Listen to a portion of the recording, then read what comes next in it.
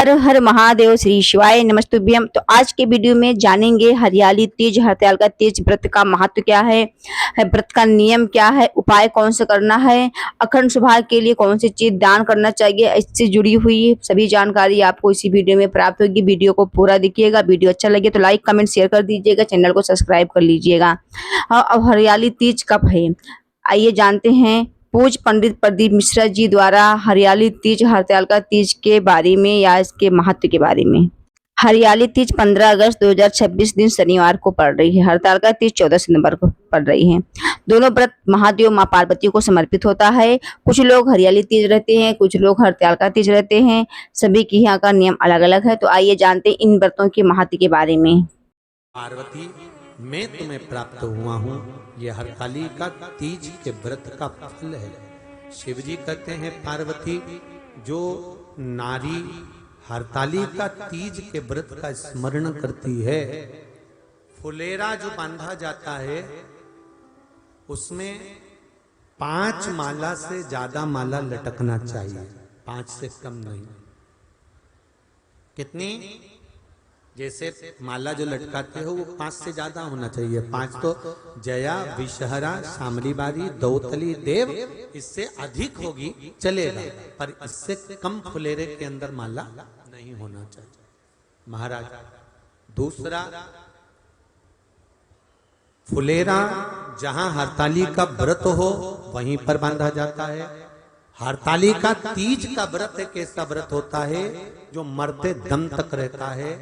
इस व्रत को छोड़ा नहीं जाता। ये नहीं कि सियोर वाले गुरुजी ने कहा और अपन ने एक बार कर लिया और अगली बार वो व्रत गायब हो गया, ऐसा नहीं होता। हरतालिका तीज अखंड सौभाग्य के लिए, वंश वृद्धि के लिए, कार्य सिद्धि के लिए और कुंवारी कन्याएं उत्तम वर प्राप्ति के लिए, आनंद सुख के लिए करती हैं। ऐसा नहीं है कि केवल स्त्री ही करती है। जब नारी किसी कारणवश व्रत नहीं कर पाती तो पुरुष इस व्रत को धारण करते हैं। नहीं, अब की बात बांधना। मंदिर में करते हो तो मंदिर में, घर में करते हो तो घर में। फुलेरा वंश की वृद्धि करता है, फुलेरा अखंड सौभाग्य देता है, फुलेरा मन की कामना को पूर्ण करता है। जो बेटियां जिनका विवाह नहीं हो रहा हो या बेटे जिनका विवाह नहीं हो रहा हो, वो 7 स्थान पर कहीं फुलेरा बंधा हो तो फोन लगाकर पूछना कहाँ बंधा है, वहां का दर्शन करना। एक फूल में हल्दी कुंकू लगाकर शिव जी को चढ़ाकर फिर वहां से जाना। 7 स्थान के फुलेरे का दर्शन अवश्य करिएगा। जो व्रत नहीं करते हैं उनसे निवेदन है, कहीं एक हरतालिका तीज का व्रत मेरी माताएं करती हैं। यहाँ पर होता है कि नहीं होता वो मालूम नहीं है हमको। होता है यहाँ पर हरतालिका तीज का व्रत माताएं करती हैं। और जब हरतालिका तीज का व्रत करती हैं, उस व्रत के अंदर पूजन का क्रम होता है। एक रात्रि में आप लोग जो पूजन का क्रम करते हो, कितनी बार पूजन होती है उसमें?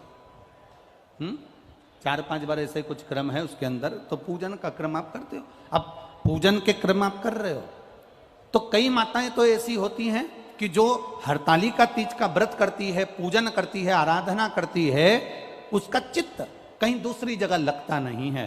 भगवान की आराधना में, पूजन में, सामान में, सामग्री में लगाना, भगवान की पूजन की तैयारी करना, पूजन के लिए जाने की तैयारी करना, भगवान की भक्ति में खो जाना। और कहीं कहीं की ऐसी होती है कि बस पहली पूजन का इंतजार करती है कि जल्दी से पहले नंबर की पूजन हो जाए और मैं जल्दी से चाय पी जाऊं।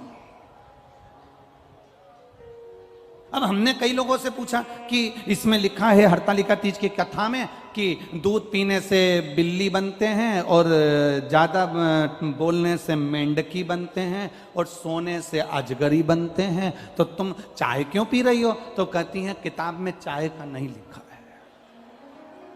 हरियाली तीज चाहे हड़ताल तीज जो व्रतों का महत्व आपने सुना, गुरुजी ने बताया। फुलेरा का बहुत महत्व होता है।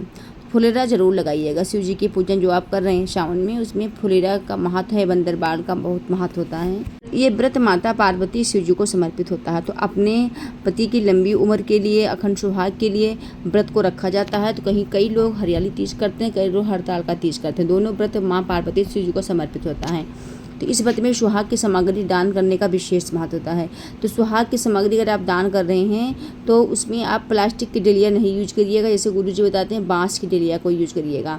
और शिव जी माता पार्वती से निवेदन करिएगा कि जैसे कि उनका सुहाग बना है, वैसे भी अपने सुहाग के लिए माता पार्वती से अपने सुहाग की लंबी आयु के लिए प्रार्थना करना किया जाता है और व्रत को रखते हैं। कि आप घर पर ही पूजा कर रहे हो तो फुलेरा जरूर बनाना है। तो जैसे कि आप देख रहे हैं मैंने यहाँ पे अशोक का पत्ता लिया है और शिव जी की माता पार्वती के तस्वीर के ऊपर हमने इसे बना के रख दिया है। तो ये प्रकार का 7 पत्ती का तो फुलेरा हो जाता है, 7 या 5 पत्ती से बनता है। आप फूल से भी बना सकते हो।